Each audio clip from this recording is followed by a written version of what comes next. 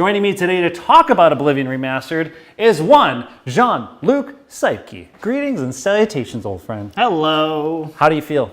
I feel good. It's I don't know. Remasters are weird for me. Well, first off, it was Remasters are weird. Remasters are weird. Remakes, the line of a remaster and a remake is weird. Yeah. And this one in particular feels...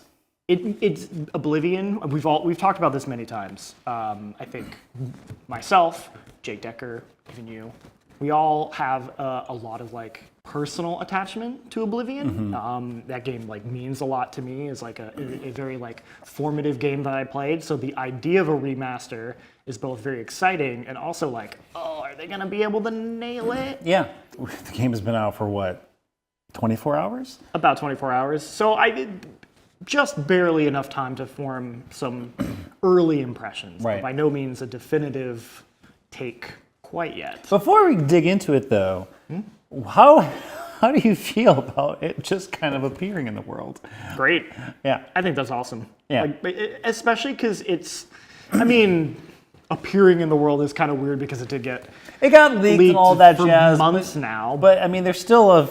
But like the idea, yeah, right? yeah. The idea that they would just like be like, and here it is. Like I think for a game like this, where it doesn't need this like crazy hype marketing behind it because like it's a known quantity. Right. It's Oblivion. Like you know what it is. It has a reputation. Everyone who is excited for it is already gonna be like, yes, I want to play it right now immediately. And then like the few people who don't will just see the like insane fervor people have and be excited for it. Yeah, So I think it's cool. It's awesome. If it worked in theory, Sure. actually shadow dropping it, I think it would have been brilliant because I think what we saw last week when it was leaked, and then all of us started forming opinions based on like the screenshots that were leaked, Which I do have to apologize which we'll get to. I want to get to that, but that's what I'm talking about. It's like this sort of like if they would have shown this game in a few screenshots in terms on their own accord in terms of marketing, there would have been so many conversations, so many hot takes, which we had, that in a way it felt like the best thing they could have done is just like, why don't we just eliminate the potential, because like they clearly know that this game means a lot to people, and I think this remaster shows that to some degree. So best, in a perfect world where they were able to drop it, I actually really respect and appreciate that having worked in theory. Now it's time for you to apologize. There is color in this remaster. The screenshots were maybe not accurate that we saw. Those leaked shots. What did you think it looked like? What? Those initial screenshots. It looked very like dull and brown and just like lacked the pop. Yeah. That saturated pop that I think Oblivion is known for. And like I'm still kind of like unsure why that screenshot looked like that, and because you go and look at the actual game and like it just doesn't look like that at all. And it's not even like a lighting, like the time of day, like it just doesn't look like that. So I don't know what was going on with that, but hey, that to be fair, we weren't supposed to see that screenshot. Yeah. So color looks like awesome. Like I think that's the thing that I'm already like, from what I have seen, I think this is an incredibly faithful update to Oblivion. It's obviously doesn't look exactly the same, but the way they have like translated all of the sort of like armor and locations and kind of like design and look and feel of that game into modern visuals looks really good. Looks great. Jake Decker said last week, in order for it to be good, it has to be bad. And from the two, and I agree with that. And for those who may not understand that, like, what does that mean? Like, what does it mean? What does it has to be bad in order to be good? It means that Oblivion has a very, for its time, janky charm to it that is sort of a consequence of it being like this transition to like, a console game, fully voiced, every character can talk, but like them figuring that out. So where you look at like Morrowind, it's a little more rudimentary for what it was in its day. Skyrim feels like fully formed, AAA polished. Oblivion's kind of this like we're figuring it out. Yeah. And that's why the game has like only 10 voice actors, and you know, the animations are like awkward and stiff, and they have all these like little weird mistakes and things in it, but like it makes that game endearing. Well, yeah, and it's a part, it's blemish, right? It's like a blemish is a part of a thing in a person in a face. And whether the developers or creators intended it, those things become a part of your experience with that thing. Yeah. And if you were to fix those things or take out the, like, you know, like let's just say, you know, like the not game breaking stuff, but like the wonky animations, the way NPCs talk to each other in the world is weird and like still novel, but not really working probably the way they intended it to. Yeah. And those experiences become the core memories Yeah. of that game. So those are the things that have to remain bad to be good. And in the few hours that we spent playing Oblivion, and I spent playing Oblivion last night, this remaster, it is so, you can, for all the visual upgrades that game has had, I am very happy to say It's all there. it's all there. It's all there, baby. It is there. So good. It is so good. And I think it's one of the things that makes this remaster one of the more interesting and telling experiences I've had in terms of games being remastered and remade. That capture that you can tell that these people understood the things that made Oblivion Oblivion. Because it would be very easy Right. to just be like, well, we have to clean it up and fix this and make this better because, like, you know, you want to improve it. But like they even said in that reveal stream, like, we want to keep the charm. Like they understood. They understood why people still talk about Oblivion, why people like reference it so much. Like it's blemishes is like what has made it like a cultural touchstone in a lot of ways. The game retains the identity in its blemishes and its goofiness, but then completely, in lots of ways, changes the flow of that game. I don't know if you agree. Yeah. Like in terms of like combat's not completely different, but like we're I guess what I'm trying to say is like you're glad that the bad stuff is there. Sure. What's the stuff you're glad to see improved, or the things you're not glad to have seen improve? So the big one is obviously the combat. It's still the same feeling combat for the most part. It's not like they like completely overhauled it or anything, but it does. They've added more animation flourishes, you know. So like instead of your knife just doing a little like wow wow wow, where you're just kind of doing this back and forth, you'll do like a stab and you'll do like a little twirl. It's just these little things that Which I personally find a little comical. The twirl is a little comical. Like, I do agree. You're stabbing with a dagger, and all of a sudden you're like, it's behind your hand, and then it's over here. And it's like, you're doing some little magic tricks with it. Ooh, wow, wow, wow. Yeah. But I think that stuff is great. It really, to me, like it makes the combat not feel quite as like janky or just like it gives it more weight, I guess. Like it feels more like like I'm really like hitting this person. In the original game, you're just kind of like swinging, and you can only tell you're doing damage to them because they go It's like this feels like there's more reactivity to what you're doing. Their heads twitch. Their heads like move now when they get hit. I think it genuinely makes combat feel better. And then the other aspect that I cannot definitively say how it turns out because I put so little time into it, but I know they have changed the way the leveling works. There doesn't seem to be faster, and there don't seem to be minor skills anymore. Is kind of but what they I do. noticed. But I saw them in the tutorial page. They do mention that minor skills give significant less experience. But it's like there's major and everything else is minor. Right. Where if I recall in the original Oblivion, it was like major, minor, and then everything else. Right. Maybe that's it. I think that's how they changed it. To be honest, like the original game's leveling system is like not very great. It's slow. If you don't understand that you get the majority of your experience from your major skills, you can really fuck your class up. Yep. Like your playing style You up. can totally screw yourself up. And it doesn't make the game impossible, but it does make the game a lot more difficult and annoying. I would say it makes it, it holds the game back because, as you mentioned, the original game, and I'm assuming it's going to be this way in the remaster, the way armor and enemies spawn, like the new enemies, new armor sets are like spawn in the world is based on your level. So for me, when I first played that game back in the day, I felt like I was like deep in the story and only still fighting like imps and wolves and not realizing that there is a whole slew of other monsters. That's exactly how I played the game the first time. Yeah. Like I beat like most of that game and I only got to like level 5 because I just didn't really understand the way the leveling worked. And you know, I to my understanding, they haven't completely overhauled it because I think that would require much further like complete, you know, overhaul to the game in a way that they weren't trying to go for. But so far, it seems like you said it's faster. I'm already level 3, and I know that sounds low, but like no, in Oblivion terms, that seems pretty quick. Like getting to level 3 in 2 hours felt.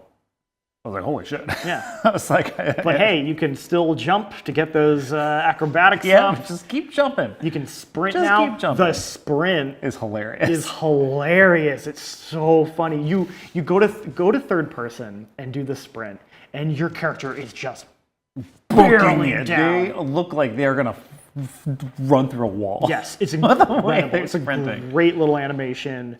I personally do like that they added a sprint. Yep. It's one of those things that you're like, oh, would that change the game too much? And I'm like, no, I like that. Yeah. It's nice. And they balance it out properly with the way they change stamina, so it doesn't feel, it just feels how it did in Skyrim. And I think that's fine. Like, there's nothing wrong with that. Which I think this is an excellent segue to something that kind of struck me when I was playing this game is it's this balance of adding new things while retaining old things. Yep.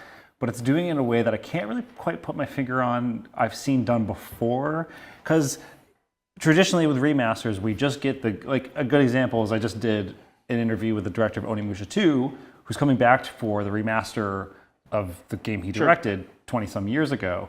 And like that remaster is very much a traditional remaster. It's up-resed, the controls have been tweaked so they're more intuitive, but the game overall is the same. Right. But this is different because this game retains a lot of the same voice acting, a lot of like all the same sound effects, all the same music, but then has this like new layer. There's some new voice acting. Some new voice acting and obviously new controls and new graphics. And it kind of has like this weird identity that I'm kind of having a hard time because it isn't a remake. Because like the assets aren't entirely, like the voice acting isn't entirely new and all those things aren't entirely new. But it feels almost like a disservice to call it a remaster. One thing I wanted to kind of allude to is like this game, and you bring up the sprinting specifically, this game has its own jank, which is giving it, in my opinion, its own distinct identity. I completely agree. The faces in this game, like Oblivion, the original Oblivion has notoriously like these weird pudgy circular faces just look like potatoes. They all look like potatoes. So for this one it's like these very like highly detailed, like very crisp textures, and I don't like. And their mouths look like they ate something they were allergic to. Yeah, like they're really bloated and like it's like out. This other. It's like it's not the same, but it's still equally uncanny and weird looking. They remind me a lot of the clay faces in like Fallout 1 and 2, like the OG Fallouts, where it's like these very highly detailed, like mouths moving, and like it's like you look at like Patrick Stewart's skin, and you're like, oh my god, like what is your face is so bumpy? Like, what is happening? And it's kind of incredible. Like it's different, but it gives me that same feeling of like, this is really weird looking. Which again, I don't know if that was the intent of the makers themselves. I don't know either. It's hard to say, but like, how do you predict when you're making a game or art how people are going to feel the about very it? specific thing you're working on is going to actually have an effect on somebody? So it's like that's right. And in a way, it's like this game, I'm already having new experiences with this game that is bespoke to this remaster, like the way faces are, the way like they move. Even though the camera zooming isn't quite the same, I've already had a few moments where the camera is zipped to a character who's like standing behind a wall, who's like, hey, how you doing? And again, that feels distinct to this one because the way the camera works in this one versus the original one. But in that way, the game is now having these diverging identities for me. And it's like kind of messing with my brain and how I've approached these things, but in a good way. because I feel like one's not replacing the other. That I'm starting to have, I'm already starting to be like, man, this thing happened in the Oblivion Remaster that is like distinct to me in that experience. That is weird. Like, for example, you were texting me pictures of like your shield that was like glitched. Oh, yes. On your arm. Yes, I had a glitch where even though when I switched to my bow, the shield doesn't disappear, so it was just stuck to my arm. So every time I try to fire, there's just a giant shield in the way. Your view. How do you feel about the idea of like having two games kind of coexist that are the same? Oh man, that's always something I've like struggled with, and it's so there's two parts to it. There's the like sort of game preservation publisher aspect of like both versions should exist and be available, and when publishers do that thing where they try and erase the old version because they just want to sell the new version, that sucks. Don't do that. Which they're not here, to be clear. I'm not calling them out or anything. Just that's the thing that's happened in the past. It's a practice. It's a practice Bethesda's done before. So like, I'm glad they've. What did they do moved for away last time? For Doom. Oh, they got called out and then they went back on it. But they did it for Doom 3 with the BFG edition with the flashlight, which is worse. Yeah. That's my rant about that. But for me, it's this. There's a much more like personal decision you have to make, where you have to kind of play both versions and decide which one, like you said, what's going to be my like definitive version? What's the version of the game I'm gonna like choose to come back to more than and you know, sometimes it's the original and sometimes it has been the remake. Like you were saying how that happened to you with Resident Evil 4. Resident Evil 4. That's a weird one for me. Sure. Because like Resident Evil 4, the original Resident Evil 4, top 3 favorite games of all time. Yeah. Finished that game more than any other game I've ever played. I know it backwards and forwards. The remake came out, and since the remake has come out, there's been a memory lapse of some kind where now I only want to play the remake. Right. I only think about the remake, and I look at the original one, and the idea of booting it up is like has subsided, and that's a weird feeling for me, where it's like, but I could just play the remake, which is one of the greatest games I've ever played in my life, just as Resident Evil 4 was.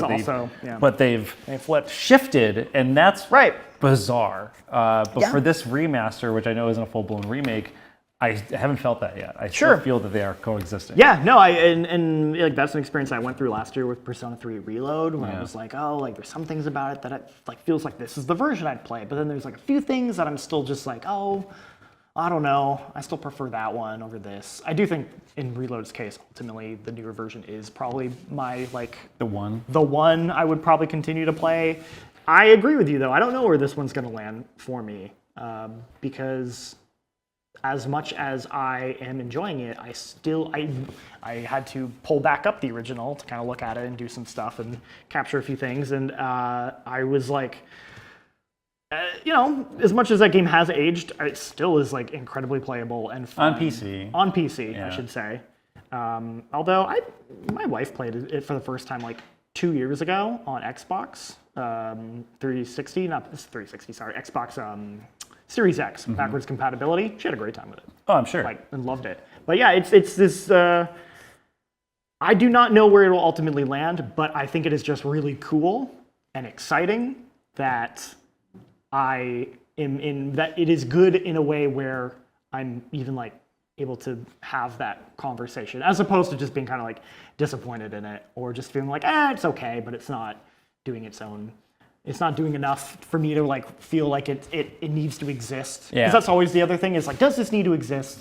Do we need this? And you know, everyone has their own opinion on it. But for me, I'm just like, this is doing things and filling me with joy and new experiences that I feel good about. All I'll say is, I have a thing. I like to walk around in those games. I don't fast travel, and I enjoy doing it in Oblivion too. And last night when I was playing in the new Oblivion, I had a moment where I was like walking through the night, and like the moon was like huge in the sky, and the clouds were moving through it, and the light, the graphics are good, and the light was shining from the moon through the tree leaves. And that was when I finally I was like, I'm having a new experience. I'm having a thing that I have not had before, and I'm having it in a game that is familiar, but completely new to me. But on top of that, with all the things new, they still kept some old things. They sure did. Just like one thing we thought they would take out, but they kept in. And what is that, Jean-Luc? Oh, the infamous flubbed lines where the woman does the retake. It's like, let me do that again. Let me do that again. And they kept it that in. back in. And that to me is a sign of understanding the game's spirit and identity, and I think that is worth an applause. Yeah. That's right. That's right.